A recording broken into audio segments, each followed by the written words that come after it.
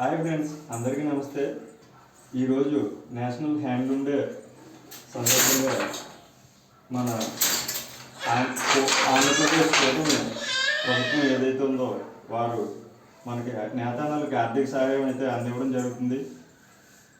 మన గౌరవనీయులు శ్రీ ముఖ్యమంత్రి గారు నారా చంద్రబాబు నాయుడు గారు, అలాగే డిప్యూటీ సీఎం అయినటువంటి మన నియోజకవర్గ శాసనసభ్యులు శ్రీ కొణిదెల పవన్ కళ్యాణ్ గారు ఏదైతే మనకి ఆర్థిక సహాయం కింద చేనేతలకు ఆర్థిక సహాయం కింద 25,000 రూపాయలు ఇవ్వడం జరుగుతుందండి.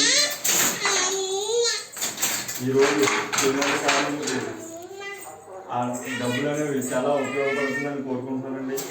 ఎందుకంటే ప్రజెంట్ సిచ్యువేషన్ అయితే చేనేత కార్మికులు కనుమరుగైపోయే రోజుల్లో ఇటువంటి ఆర్థిక సహాయం గవర్నమెంట్ అందించడం అనేది చాలా ఉపయోగపడుతుంది. అలాగే మన శాసన